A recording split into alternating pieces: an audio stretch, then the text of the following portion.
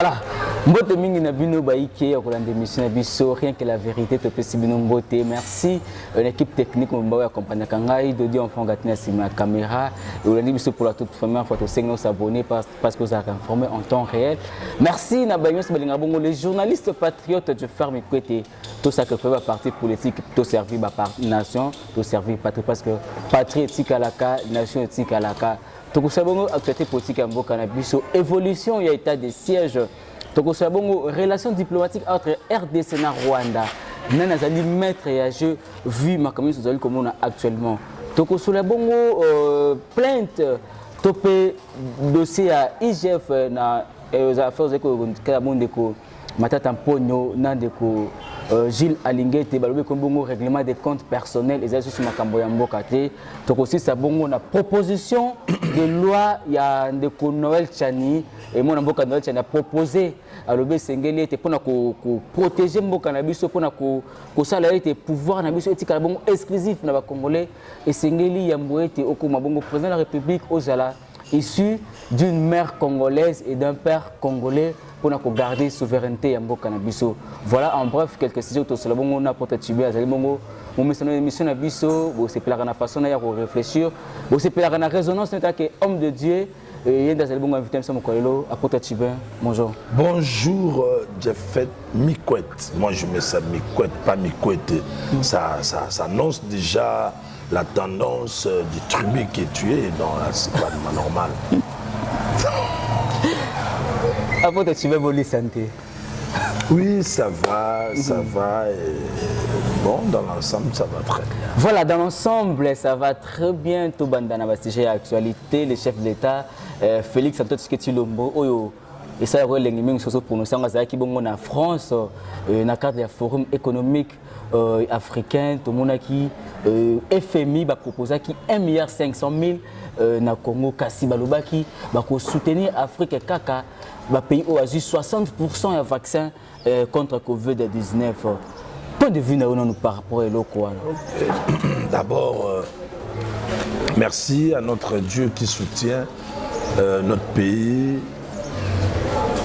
Partant de la tête de notre chef de l'État, son Excellence Félix Antoine Tshisekedi Tshilombo, qui est aussi président panafricain.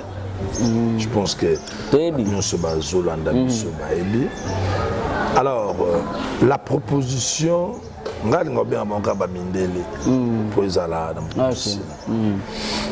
la proposition de tous les Mindélé qui sont ensemble dans le souci que d'abord leur vision était de viser l'Afrique pour le problème de vaccins, excuse, des vaccins de coronavirus 19. Moi je pense que avec ce que Dieu nous a donné comme richesse et minerais, tu as dit c'est combien le montant? 1,5 milliard. 60% bateau bon, na cadre Yoyeba, parce que les émissions que nous faisons étant des analystes politiques, notre zèle ou beaucoup de connaissances est d'abord la RDC. Parce que c'est notre patrie, c'est notre terre, c'est notre nation. Dans le cadre de la culture générale, on peut aussi avoir des nouvelles qui a trait à la politique. Dans tous les 197 pays du monde, il est aussi important Toyeba. Mais ce qui nous concerne plus, c'est notre pays. C'est la RDC, voilà. Maintenant, la provenance, nous connaissons l'ensemble ou le featuring ou la coalition de toutes ces grandes puissances au Brossa la COP na bango ya vaccin. C'est là où nous devons comprendre. COP na bango ya vaccin, balingi ba imposango na monde entier pendant que nous avons 5 continents où le climat est différent. Voilà. Mais parce qu'ils se mettent grande puissance, veulent maintenant imposer, surtout ils savent que c'est en Afrique qu'il y a beaucoup d'argent. Ils le savent bien. Toutes ces grandes puissances, ils le savent bien que, alors surtout s'imposer comme baza ba pays moko pauvre, colonisé, voilà, colonisé, ba pays moko oyo ba président na bango la majorité ne voit pas l'intérêt du peuple et de la nation, ils voient plus leurs propres intérêts. Et avec leur collaboration et soutien, dans beaucoup de pays, ils arrivent même à modifier la constitution et ils allaient en place. Vous voyez? Alors, est-ce que vous avez dit que au dans 5 ans, ou dans 10 ans, ou dans Mandoki, selon le planning na bango, alors, lorsqu'ils donnent des montants exorbitants à Bongo, Moutounion se fait à la awa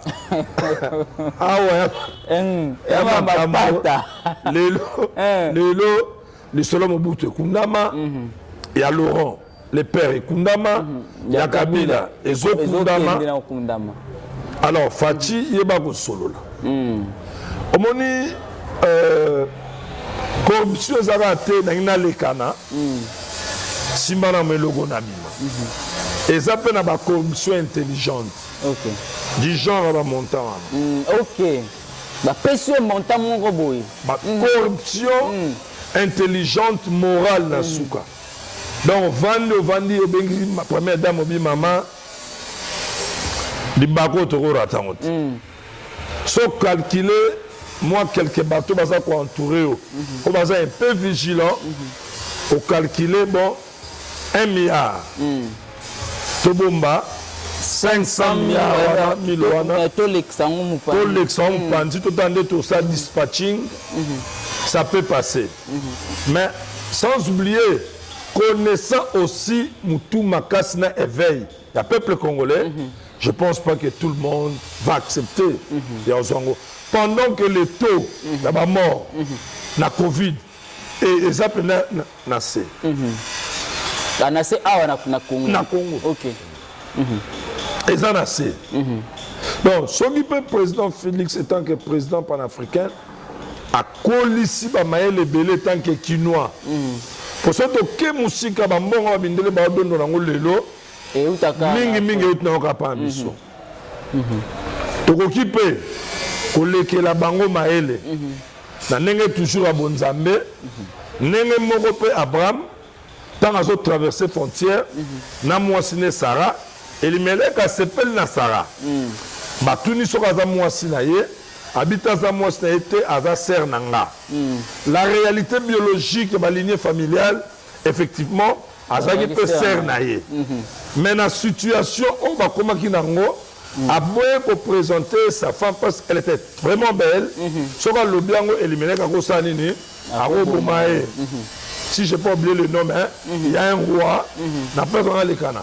Et j'informe, Nabalandino soit partout. Moi, je suis pasteur. Mes réflexions, la majorité cadre dans 2 volets. Voilà. Volet spirituel biblique, n'a volet étant patriote. Ok. Sur ce, il ne faut pas trop me tenir en activiste à droit de l'homme. Oui, okay. Activiste aux droits humains. Moi, je ne suis pas trop, moi, je suis ça par rapport à la réalité en Mboka. Raison pour laquelle je pèse bien mes mots lorsque je fais mes analyses pour n'en couper ça peut boyebi na ba Mboka nyonso baza awa pe libanda Mboka. Alors, sur ce point, moi, je pense que la réponse revient na président na biso Kotala. Ou soit, il faut machine moko betama. Yo matsato na nenga système. Na nenga pe politique. Na diplomatie. Pour benda mo eloko wana. Mais eyebani que beaucoup des Africains et les habitants du monde, j'insiste, dans tous les 197 pays du monde, beaucoup sont éveillés et ils savent que les vaccins ont été. Voilà.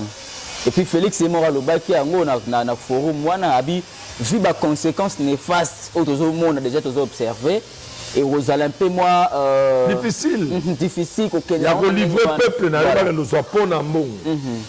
Mais face à l'Ikambouana, Félix au moins a poussé l'argument que non, voilà, vu les conséquences néfastes au monde et aux Alamois passés.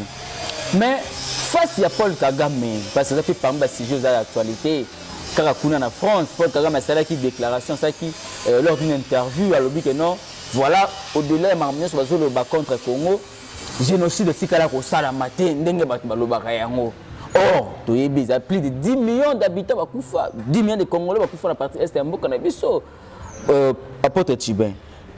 Félix a dit qu'on continue toujours à garder bonne relation avec Paul Kagame. Oh, depuis tout ça, que Paul Kagame est parmi les détracteurs de la partie est de Mboka. Mais qu'est-ce qui fait que le chef d'État continue à garder toujours le climat malam entre Yéna et Paul Kagame, à tout le peuple n'a été? Ok. Moi, je pense que la réponse paraît vraiment facile. C'est-à-dire, Tolo Baranine. Parce que la politique, la diplomatie, il y a monde, j'ai mon liboso et primaire, j'ai d'hypocrisie. Ok. Non, j'ai hypocrite. J'ai d'hypocrisie de part et d'autre. Okay. La personne qui joue un mauvais rôle, il y a hypocrisie, mais à quoi par rapport il y a l'objectif à atteindre. Un exemple. Okay. L'émission. Or, mon vrai souci est d'arrêter toute cette émission. L'objectif est de récupérer la chaîne. So to sala zana yo ozoya to sala bino en tout cas parce que ça va bien ya manenga facile attends la bengue brisque je va ngana o san nengwana mais c'est pas avec tout le monde que je fais ça. OK. So yo nzoka nazoluka ndena benda yo na lakisa que non na linga ko mingi na sala na faire mikwet il faut qu'on a récupéré na ndenga système mais pour nous récupérer bakoko ba pesi biso bwanya so ngo kanga soso bakela nini losangu tie kota na ndako to ya ndolanda o chesinga moku na top voilà Félix bamba le baebane. Mais ils ont cette impression, on dirait, par rapport par exemple au PC, hypocrisie wana ils appliquent la faveur à Paul Kagame. Non. Pourquoi je dis non? Le président Félix Antoine Tshisekedi Tshilombo, ceux qui baimboka de partout, vous allez voir que jour où il y a investiture naïe, l'image qu'il avait, nalelo, moi, morphologie moko, métamorphose, voilà. À ces métaphologies pour que, bon comprendre, là j'informe. Naba Congolais tout de partout, Azali sous Félix Obagnon sous Baïbakiti. Sous Félix a coalition sous Félix a joué à investiture donc banana a joué à investiture. Tu n'as joué à coalition ici là qui. So à partir de jouer à coalition ici là qui. Alors moi comme Félix Moussoussou. So c'est lecture ma casse na katnae au mona. Il y a deux grands esprits oyo ezo joué na katnae. Il y a non, na ko même trois. Mobutu, le père Tshisekedi, son père, et puis le père Kabila. Kabila. Le père. Père Kabila, le père. C'est que Joseph Kabila, c'est l'esprit. Pour Kabila, les fils, c'est les pères, et papa. Père, on a eu trois esprits. Donc, sauf quand on est dans bon amis, Dieu le Père et le Fils et le Saint-Esprit. Mais il y a un seul Dieu. Joseph Kabila, Jean-Baptiste, il a préparé Félix Neskoye. Bon, on a cause analyse, mais ce qui importe entre Jean-Baptiste et Jésus, c'est Jésus qui est grand. Donc, on s'en dit qu'on vient pour monter Jean-Baptiste, c'est pas tout. Mais à peu près, il est là, à peu près. Mais c'est pas qu'il est là, pour un manque de sagesse. Manque de sagesse.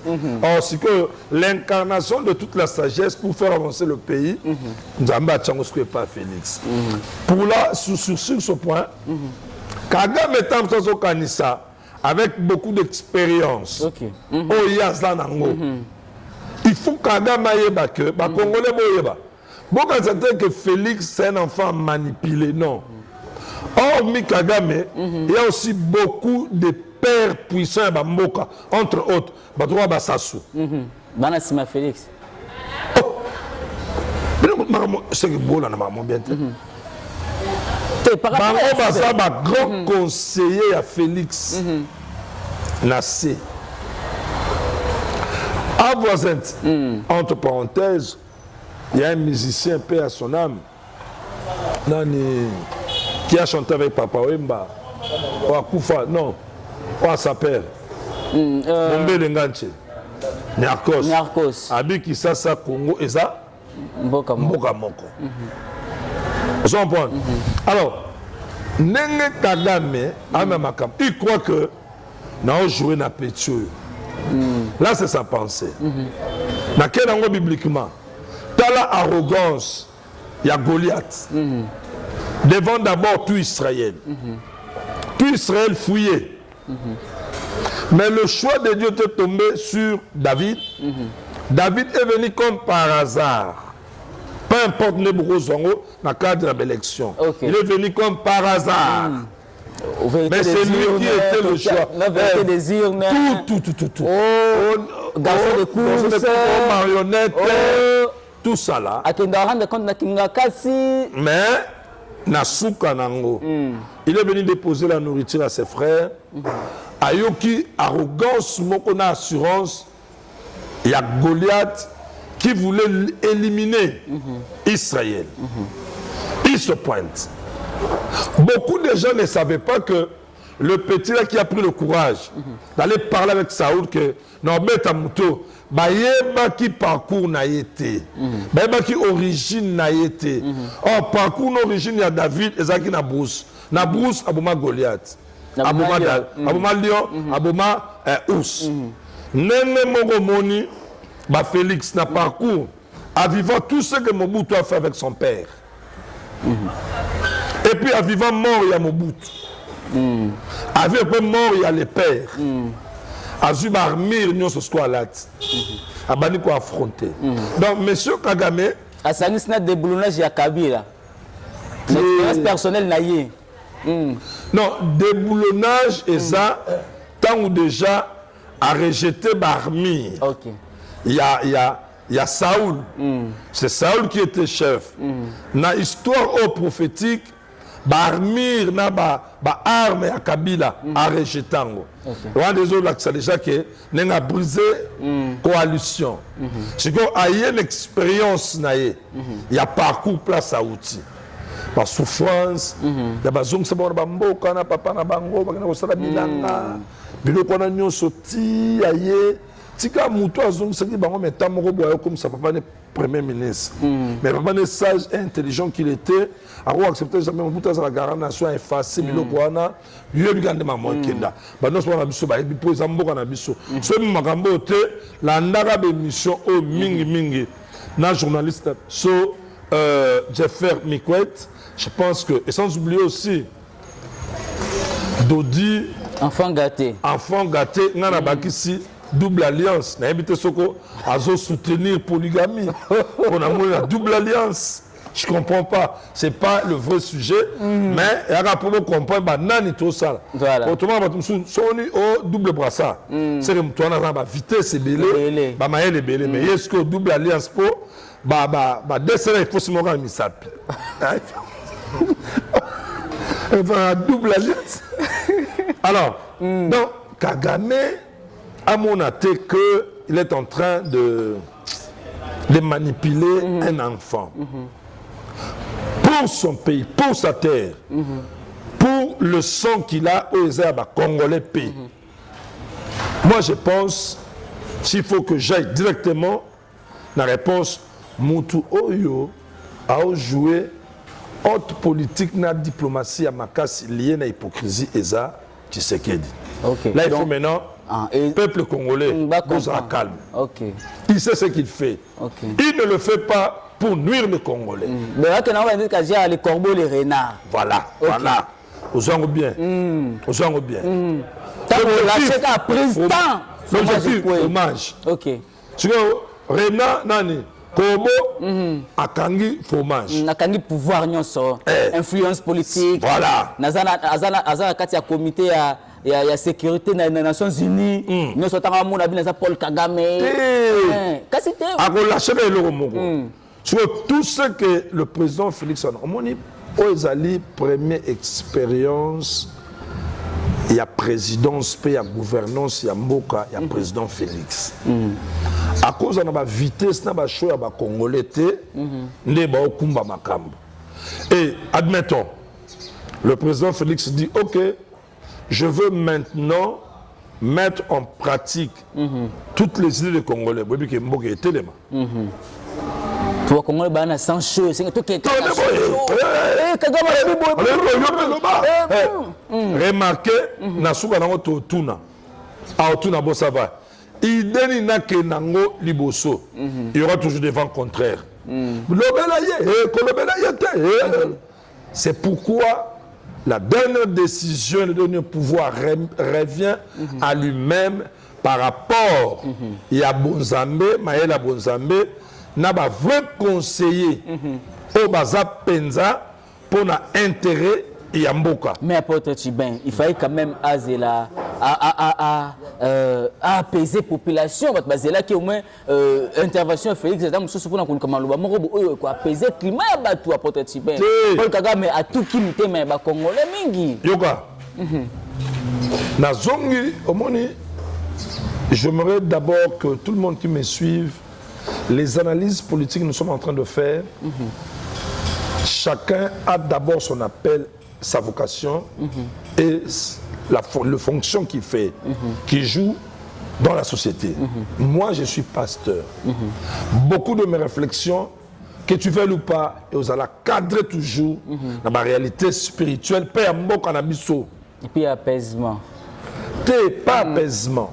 C'est-à-dire, quand je veux libérer ma pensée, Mouto Kolandanga, soit vendu à tel amour qui a.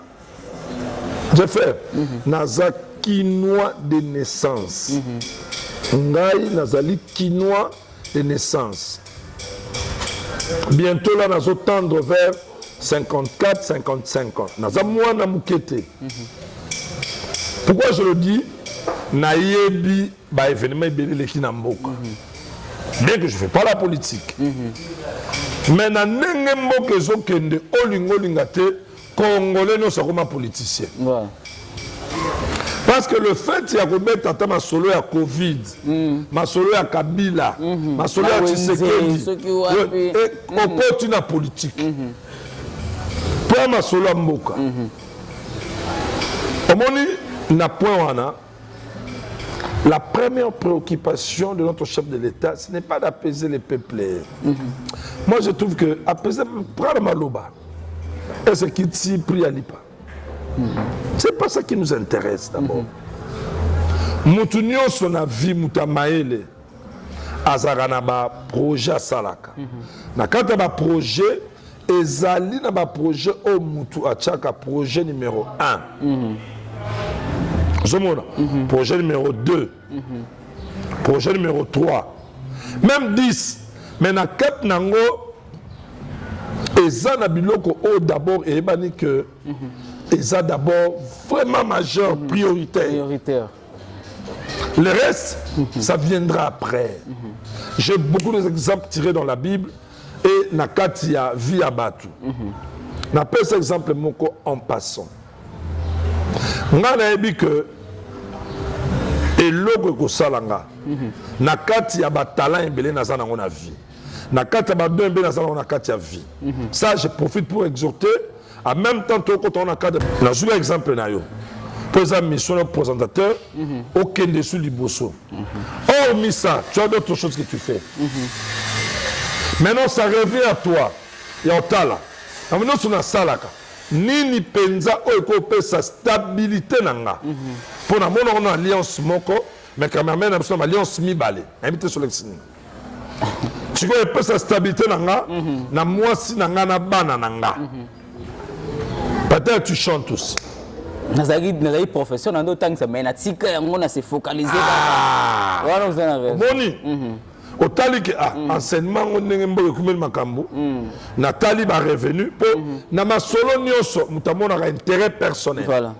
Nathalie Bentéré, Nathalie Ouverture, Nathalie Lobby, dans ce que je fais aujourd'hui, non. Je veux me focaliser dans eux. Maintenant, un président qui est à la tête d'une nation, il n'est pas censé, il y a que ça là, premièrement, il y a désir, il y a peuple, il y a l'autorité. Ok. Pour le plaisir, mon bon, président Lomaki, au monité, président, et ça n'est rien dans la société. Mais or, silence n'a pas. Peut-être ils ont troublé Kagame. Rien que silence soit. Moi, je pense, il a un conseil, on va en 4 par banda. On va avoir un père, un parrain politique, pardon. Vous comprenez? Oh, Bazali, sûrement Bazali. Les bandeli, il y a mandat, il y a tamboli, il y a écoutez le président papa Tshisekedi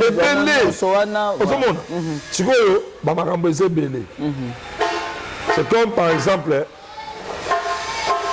aux deuxième pasteur de l'église Nabino c'est le leader à Santine de Zoye là à Bandiskoyo qui humilié à l'accepter que l'église on est aillé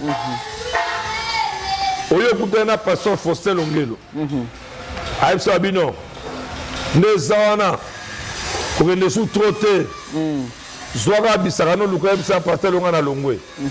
Oye, au côté de Sukoyo, na docteur Onésime Kazad. Aïe Sabité, Kolomate, Tikaye, plus ça la bongo, Azako c'est sali. Ok. Yo comme plus crédible. On comprend. Sukoyo, et ça, la Babylone, on a écouté par le président. Elle dit que plus au peuple, toi, peuple, au moins le peuple congolais, Bazara n'est pas Israël. Yezoye, Bayambi. Natamoko Babalokeli.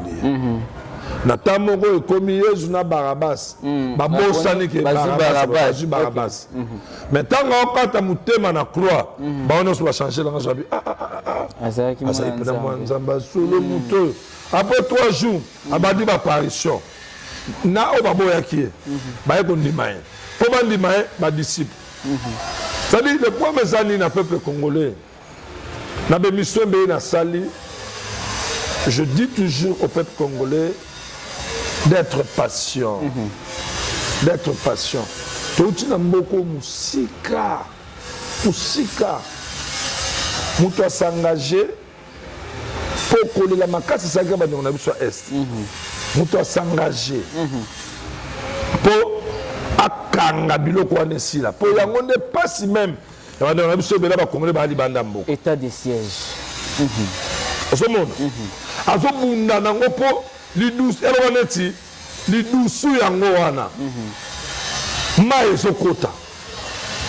Ezo bebi samboka. Bilo bité aluka na ndene yako pesa ba sachet bazi pa mai. Pendant que les douces yango wana. Mais non. Mais apôtre, est-ce que état de siège puisque côté namba mon peut on peut d'accord chiter état de siège oyo. Na ndenge makambo zo parce que l'initiative était ya ko longola administration civile a remplacé l'administration militaire pour que qui me côté la partie est ya mboka na biso. À la ligne où vont les choses, ba ko la ndenge za ki liboso na lelo oyo. Est-ce qu'on peut dire que évolution ezali c'est pas le Kagame à lobby yango que non. Et ça momentanément pour le sous la guerre pour convoquer les sous deuxième état de siège. Tout ça analyse politique. Le mot qui prime est ça analyse. Okay. C'est-à-dire tout ça analyse même des mots et des phrases. Il a commencé par dire quoi? Maintenant ça sera un mot. Et cause à la momentanée. Où il continue. C'est-à-dire depuis qu'il a annoncé ça, les gens on sent qu'il y a un climat de paix. Parce que c'est lui qui a prononcé les momentanément, il y a Kimia. Donc lui-même a senti ça déjà. Kimia, on sait qu'il y a la momentanée au cas où application de Makasi. Depuis qu'il a annoncé état de droit, état de siège pardon, militaire. Donc Kagame a senti déjà que il y a Kimia. Maintenant, il cherche à savoir ce qui est persistant. Ok. Au monde, politique, il y a mingi j'ai des mots dans ma phrase. Kagame est un grand politicien. Lui-même a senti que et le président Sali et Simba. Maintenant, il cherche. Lui, il est qui? pour savoir si ça va persister ou ça va passer. Là, maintenant, il veut nous troubler. Maintenant, créer une distraction. En réalité,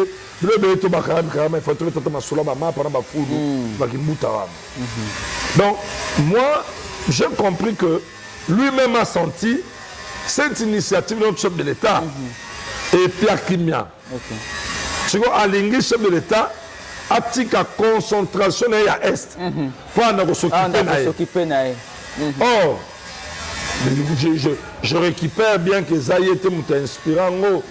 Notre président sortant, Kabila, il disait mon bémima qui a ça raté, Abundarate. Ata pe sobi yem ta instaurant ngo zapi mabete. Il était instaurant. OK. To comme la biso de ko kena suka portrait tu en tout cas merci beaucoup pour la disponibilité aux arana pour na biso. Tout si ça na point oyo ya affaire Bukanga Lonzo. Budget zaka disponibilité zaka 285 millions de dollars pour na 285 millions pour la parc agroalimentaire wana. Depuis avènement il y a IGF, Inspection générale des finances, va se rendre compte que 80 millions de mutu basaelaka mais 205 millions de dollars ezalaka volatilisé. Or nous avons chef on a engagé le gouvernement à cette époque ezaki matata mponi. Ba komi ko senga ba sénateur balongo ba immunité parlementaire pour que batia mona mboka matata mponi maboko aleka na justice aleka ko se défendre par rapport à la gestion na ya affaire Bukanga Lonzo. Pour na acharnement to wazali ko règlement des comptes pour matata mponi yemoko azaki na Guinée ayé a besoin de reconnaître le qu'on a besoin de acquiser. C'est pas un problème. Balandinho se mission na biso bana mboka de partout bozali. Tout le cas na procès 100 jours. OK. N'a pensé à état de droit. Tel que je connais, il y a beaucoup de dossiers sur la table de ceux-là qui ont détruit le pays pendant que M. Kabila était à la tête. Le vrai problème est Zani. Batebele va travailler qui n'a présent à Bisso sortant Kabila. Et Bele Baeda qui était. Mais aujourd'hui, c'est lui qui a porté le côté en Nzoube. Et Zana Batebele a salé bango confiance. Nalo bango na monsieur Bele défaut qui moko. Na côté na ye. Il y a côté à Kabila. Les Kabila suivi. Suivi strict. Na likambu to bandi, na likambu to sala, et ba oye ba saliango exactement te. Voilà. Ba sala malamoko à part kolongola bango, mais ba kangami ba mongo ba ibi ba landela. C'est ce qui a manqué, rigueur wana. Yango nde sikoyo point faible na ye et comme point fort ya Fachi. OK. Tozu Kamere. Attends. Moi, je vis M. Kamere dans l'élection en fond de la présidente Fachi, portière à voiture, pas bima. Dans l'élection. Et tant que je gagne l'élection, tout le monde a honoré. Bon, mon frère Tovanda, je suis utile à bébé. Dans l'année mission de lobby, analyse kaka pour Namboka, Namuna, Nadioka. Toi, tu as dit ceci. J'ai aimé cette réflexion, bien que ce soit pas dans c'est le mois malam. Le but que pour il faut qu'on t'en a liboulou. Et tu es allé loin. Le but d'une minute, c'est représentant dans la carte à liboulou. Abima. On a déjà que à chaque simbo dans liboulou, baso bongisande ba pneu. Bache ba pneu ba kangi po mboka no tambola. Mais le la batterie ou met mboka dans liboulou, batterie ça faible.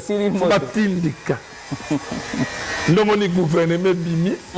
Pour un coup de pouce épais là. Le ministère nyonso côté na fonction. S'il est venu, c'est une bonne chose. Et s'il dit que c'est pas lui, on va le prouver. Là maintenant, tous ici ma camion sur la justice. Nous on n'a rien à faire. Pour découvrir qu'il y a eu détournement de fonds. Na procès 100 jours. Et ça peut plus tard. Batou o bazaba technicien dans le domaine. na avocat il y a ministère public il y a mboka na avocat il y a monsieur Kamere tu yebi suite et fin placement mais souka qui alors il n'y a pas à trop réfléchir pour tomber sur mes tours bisoté tu vas m'embêter là au sala na mboka au tout le monde a mboka ngolo kozo ke n'était comme il est là monsieur Matata Mponi dossier Bukangalonzo. C'est pas un problème. Je fais. 205 millions de dollars. Et Koye Bana. S'il est innocent, il est innocent. S'il a une part, et Koye Bana. Au moins, il était de Soneti, Bazuli Kambu, Yamutu. Rassure-toi que, avant que tu sois interpellé, c'est basé sur l'élément. Voilà. Pourquoi? Parce que ce élément vrai, on a ma pièce de conviction. Voilà. Ce est athée. Bon, ben côté. Ah, pour les états de droit. Loi est arambelée à double tranchant. Bon, kainga pas sérieux. Ateka minduki, ajole baba na mokuna. Babo, sans wiki. Ngateka minduki. Ote na biro na ye, na se table na ye, abuka buka wana, minduki sakawana.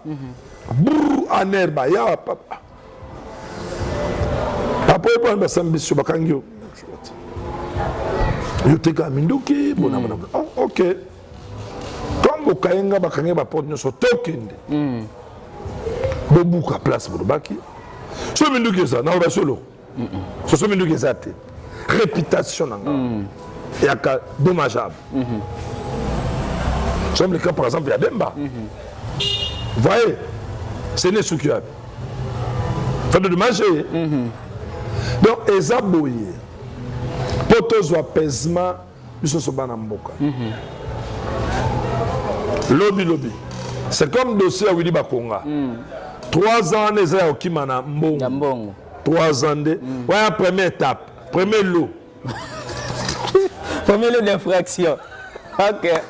Voilà, pour tu veux te comme Kenasuka. Mais moi, je par rapport à la proposition, il y a loi Noël Tchani. Aza député, Aza qui candidat malheureux à la présidentielle 2018, a proposé pour garder la souveraineté à Mboka na biso. Mutu o Aza na droit de postuler la présidence de la République. Et ça, mon papa, na maman, na nationalité d'origine congolaise. Et ils appellent bien pour tous les soutiens de tous les temps où Kabila, Kabila Rwandais, Mutuboya, Saliboy, Mutuboya, Saliboy. Jeffer, le problème, il y a ma casse, c'est que le candidat malheureux, Noël Tchani, je l'aime beaucoup. J'aime sa réflexion, son intelligence. Et quand il parle, tu sens que vraiment, il a beaucoup de choses à apporter. Et surtout lorsqu'il dit qu'il a lutté avec le président, papa Etienne, non, papa Joseph Kabila, non, les pères, pour Mbongo. Ah ok, oui. Abi, c'était pas facile parce que on a gardé l'idéologie Mobutu, il y a eu ces sauts, c'est donc, et tu as convaincre c'est pas quelqu'un qu'on peut négliger dans Mboka. Ce qui est important, ces arguments, là je m'adresse à notre président malheureux, Noël Tchani. À se focaliser dans le domaine.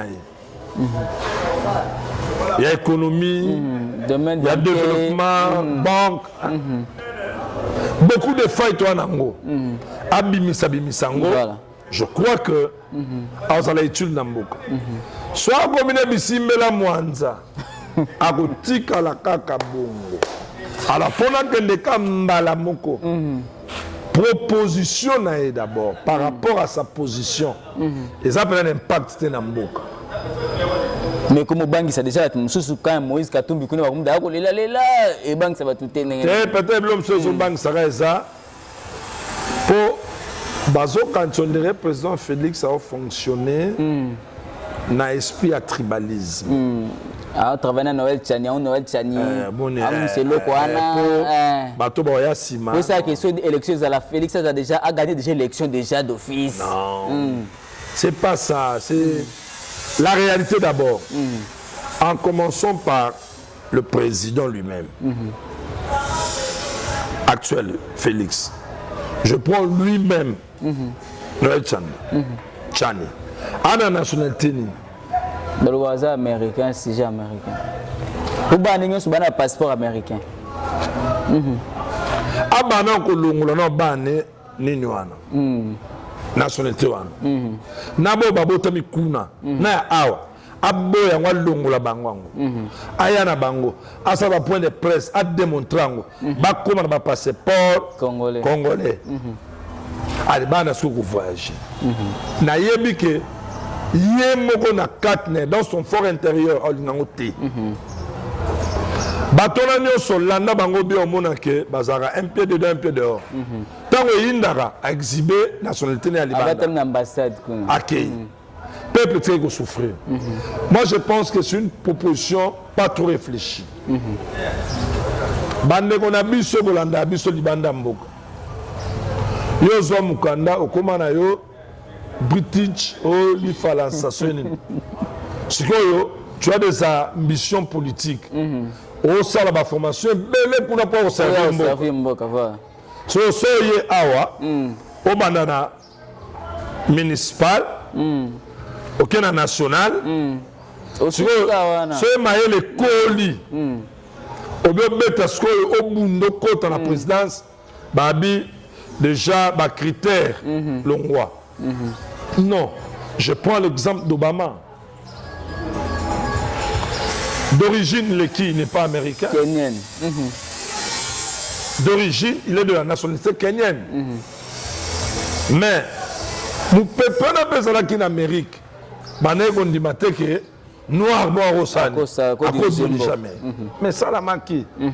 C'est-à-dire, ceux qui bango na bamboko o Israël volé par la grande puissance. Puissant, voilà. Bazon di mango. Pour ni biso kutu, pays kutu moins puissant. En voie de développement. En voie de. Et puis, na 0 degré. Point mort. Tout à fait, point mort. Point mort. Point mort est la tête de manga. Donc, comme la soupe en porte tu veux. Merci beaucoup pour la disponibilité. Il faudrait que tu retenir quelque chose dans le passage de l'émission. Ok, et là, quand il faut retenir dans le passage, j'aime toujours dire ceci, faites confiance au président actuel. Le président sortant, au début, c'était toujours comme ça. Tu peux avoir confiance, ce n'est pas que nous sommes 18 ans dans la classe,